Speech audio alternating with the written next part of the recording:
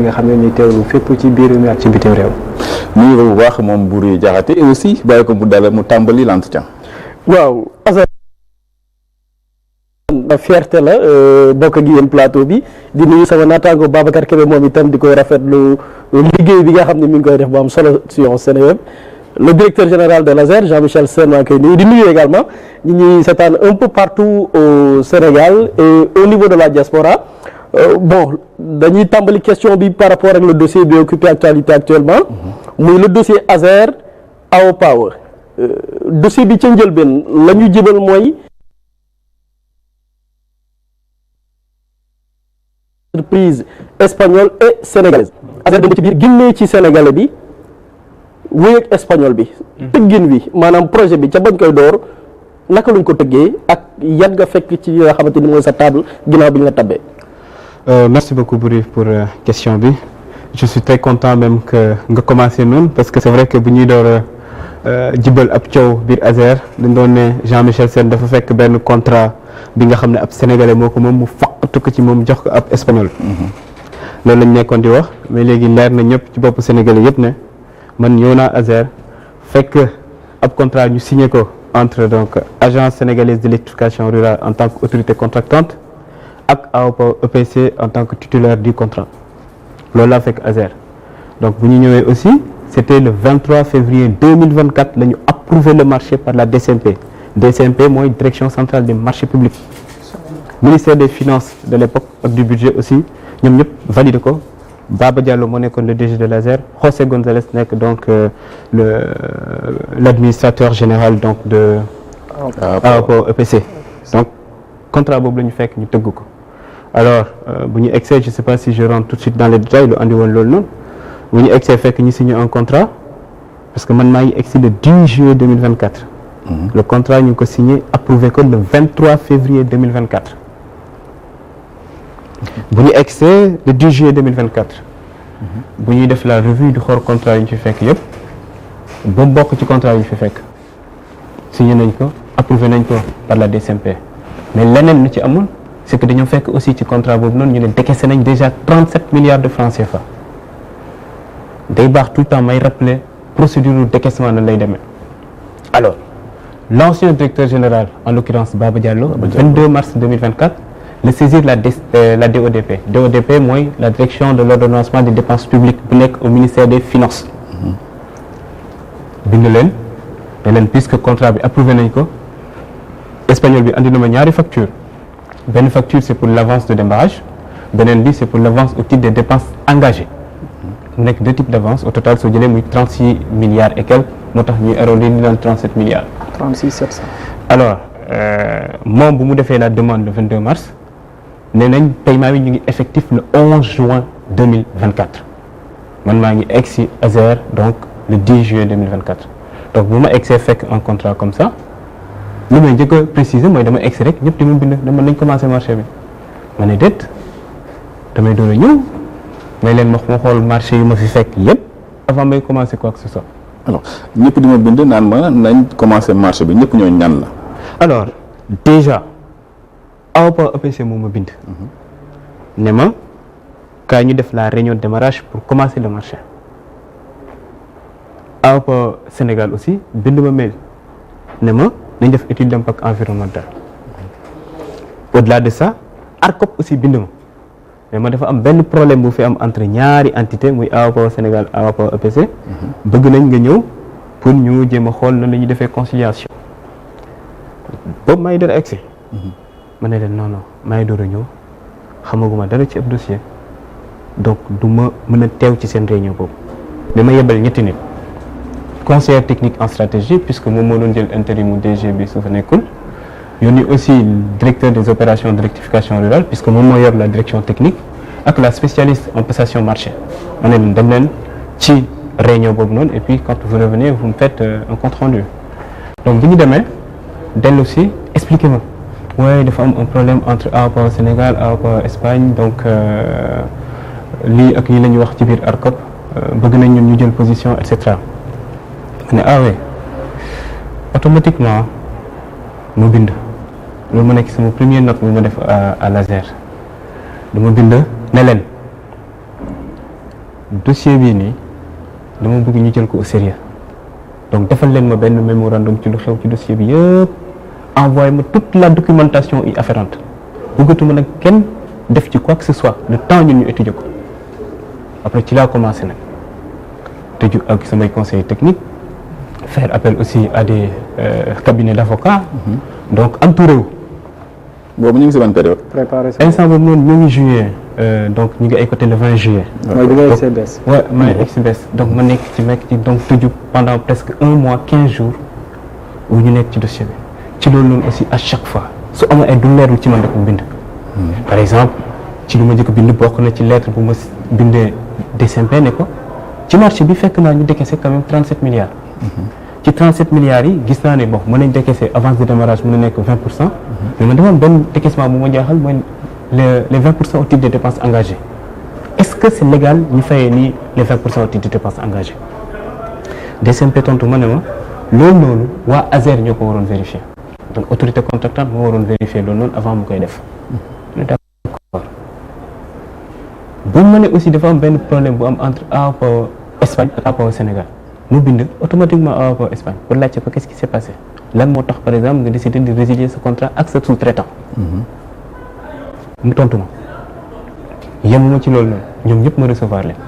ku nekk ma déglu la donc peut-être suñu xuusee ci discussion yi. dinaa wax ku nekk su ma la recevoir lu dippee en fait ci waxtaan yi nga xam ne ma ko doon def ak ñoom. mais pour dire foofu loolu enfin en tout cas ñëw nañ fekk même. bu ñu egsi fekk nañ espagnol bi résilier son contrat avec l'empire sénégalaise après ci la empire sénégalaise dem saisir ARCOP donc loolu fekk nañ ñu ko fa fekk nañ vraiment problème yëpp démarré. bi nga wax sànq yaa ngi naan da nga egsi rek gars yi commencé laa bind bokk na si AOPA EPC bi nga xamante ni wax nga léegi bind na la AOPA Sénégal si initiative disons si contrat initial bi. signature am nekku ci bokkul si ñi nga xam ne ñoom ñoo contracté ak ASER pourquoi mu saisir ASER alors que ASER amut ak moom contrat. loolu aussi lu ñu jaaxal la moom ku mu amal contrat mooy espagnol bi. il a signé un contrat de prestation de service pour la fourniture de photo-béton contrat boobu noonu la ñu am donc damay permettre ma revenir aussi ci modus operandi bi en réalité dañoo ñëw fekk ASER peut-être kenn ku nga xam ne day respecter le code des marchés publics dugul ci dara wu caaxaan parce que réalité soo demee ministère de l'agriculture muy Intermac. projet Intermac bi dafa mës a gis espagnol bi moom Sénégalais yi moom rek moo fay nekk bu ñu ñëwee ba léegi ñu ngi bind espagnol bi pour gis ko mënuñu ko gis suñu bindee Espagne sax moom mooy tontu moom waa ki nga xam ne moom moo nekk donc AOPA Sénégal l'ITEICA kazalika soo lire le rapport de l'ARCOP bokk na si lu muy reproché donc entreprise enfin le SENUM c'était que pourquoi ngeen di accepter ay demandes de paiement jóge ci l'ITEICA enfin ci l'ITEICA Sénégal alors que moom contracté wul donc moom jàppoon na ne ci même logique bu mu nekk ci yeneen direction yi du signer contrat day nekk juste sous-traitant mais moom mooy gérer lépp man nag du ma def loolu man ki ma amal contrat moom lay waxtaan. ci bi ñu jëkkaatee un peu si montage contractuel bi nga xamante ne moom lañ def ak diggante ASER ak AOPA EPC. est-ce que mën nañ ni c'était un contrat juridiquement solide et disons juridiquement solide bien sûr. alors soo amee benn contrat bi nga xam ne autorités yi fi nekkoon yëpp validé nañ ko. la direction centrale non commençant par l'ARCOP moom mooy yóbbu benn expert bi nga xam ne moom moo ñëw xool marché bi. ne it c'est ok. DCMP xool validé ñu yóbbu ko ministère des finances validé. au-delà de ça ci convention de financement bi tu as le crédit export espagnol donc qui donc fait la garantie de l'État espagnol tu as la Banque Santander et tu as aussi le ministère des finances et du budget ñoom ñoo signé donc sur le plan juridique fekk nga ñoom ñu def seen contrat ba ne lépp approuvé nañ ko sa autorité sénégalaise ñoom ñoo ko def ou say autorité espagnole yi aussi def ko donc soo egsee parce que loolu aussi souvent dama koy dégg ñu ne non soo egsee fekk genre contrat yi noonu fa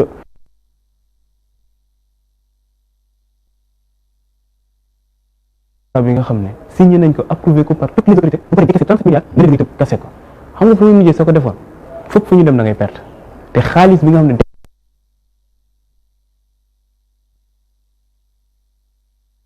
nekk nan faire tout pour préserver les intérêts du Sénégal. Deuxièmement, préparer wu en cas de contentieux c'est-à-dire contentieux su naree am nan ngay def pour recouvrer l'ensemble ou en tout cas xaalis bi nga xam ne jot na gën loolu mooy ñun suñu logique depuis le début dañuy am lii la ñu am en ligne de mire exécuter le projet correctement pour l'intérêt du Sénégal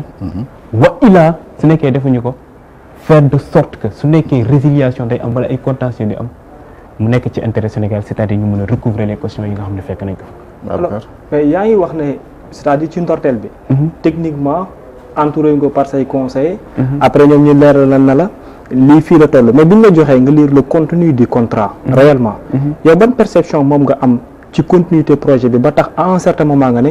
il faut ñu dem ak attention pour comprendre la mooy nekk ji ëllëg bi est-ce que dorénavant da nga nemmeeku que ne li ko soubassement bi y avait déjà un problème ou non dans le cadre technique wala ndax ci ni nga xam ne lañ doxee projet ba mu yegg si Sénégal. si xam nga contrat bi day am plusieurs volets le volet financier le volet technique et puis le volet juridique volet bu nekk dañu am benn équipe bi nga xam ne moom moo koy xool. pour ne pas vraiment nga def une erreur quelconque donc ci volet technique bi nga entouré wu. même si yow sur le plan technique xam nga comment ça marche. mais nga entouré wu sur le plan financier aussi nga entouré wu sur le plan juridique aussi nga entouré wu alors bu ñu egsee lu ñu njëkk a jaaxal moo nekkoon parce que on a demandé toute la documentation bu ñu egsee ci documentation yi man bokk na ci question yi ma posé woon espagnol bi aussi bu ma ko recevoir mu demandé ko loolu ma ne ko lire naa contrat yi fois bu ko recevoir loolu la ñu wax di mais on voit que vous êtes bien préparé vous avez tout parce que même sur le plan juridique il avait vu que ñun lépp la ñu maîtriser parce qu'on s'était bien préparé posé nañ ko question par rapport à contrat bu mu am ak AOPA au Sénégal lan moo tax mu résilier lan moo tax mu bëgg a résilier et cetera il nous donne tous les documents ne par exemple man dama ñëw fekk en tout cas dafa jot avance de démarrage bi rek ñu envoyé ko ay facture benn facture 500 millions bu jóge DCMP naan c'est pour le paiement de l'expert non boobu 500 millions la beneen facture bu 918 millions bu mu jógee DGID ak beneen bu jógee ARCOP à peu près 91 millions donc 1% du marché alors moom quand il a reçu ces factures là puisque moom c'est procédure interne au niveau de l'audit dañ koy naan balaa ngay def un paiement da nga war a vérifier moom mu lancé ces procédures ci lu mu wax envoyé DGID DCMP ak ARCOP ku nekk mu envoyé ko laajte ko pour mu wax ko exactement ndax facture yi baax na avant moom muy fay ou quittance yi baax na ñoom ñëpp ñu tontu ñu ko ne ça c'est du faux jógewul ci ñun muy DGID muy DCMP ARCOP rek moo tontu wut donc moom sur cette base là loo xam ne kii awma ci moom conscience parce que damay jëm a escroquer fi la décidé de résilier contrat moom loolu la ma wax deuxièmement ma ne ko alors su ma gisee sa contrat gis naa ne le nombre de localités ci nekk ak prix yi nga xam ne moom ngay jaayee Azer bokkul ak prix yu nekk ci contrat bu nga am ak espagnol ak AOPA au Sénégal comment se fait-il par exemple yow mu am je donne un exemple benn poto bu ngay jaayee à peu près 200 000 su ma demee ci contrat bu la lié ak sa prestataire de service mu nekk mu koy jaayee ay 1 million et quelque bëgg naa nga am ci ay leeral ci la ma envoyé les différents échanges par mail qu'ils ont eu où il lui a dit man dem naa Azer bu may signé contrat bi yokku naa le nombre de villages est-ce que doo ñëw ñu signé avenant pour nga wàññi sa prix poto yi parce que apparemment da nga ko surfacturé mu ne ko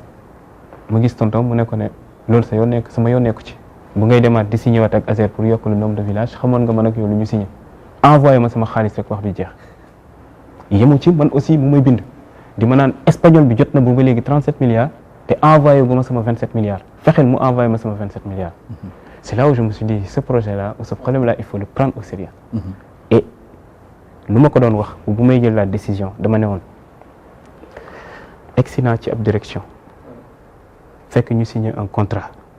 fekk ñu décaissé 37 milliards bépp décision bu may jël naa ko xool bu baax a baax ay su ma duggee ci ñaar ñii nii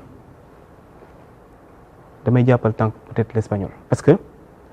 man avant may ñëw Azer dama doon lire tous les rapports de la Cour des comptes de l'Azer au-delà de l'Azer ñëpp ñu nekkoon dans le secteur de l'exploitation rurale dama doon lire parce que man ça m'a toujours intrigué lan moo tax à chaque fois ñu annoncé benn échéance pour atteindre l'accès universel mais duñ ko atteindre 2018 2025 finalement 2029 ma gis ne nit ñi dañuy mobiliser le financement am ay entreprises yu ñu signal mais duñu avancer man ma jàpp ne luy waral loolu noonu c'est que nit ñi dañu nekk en connivence avec le titulaire du contrat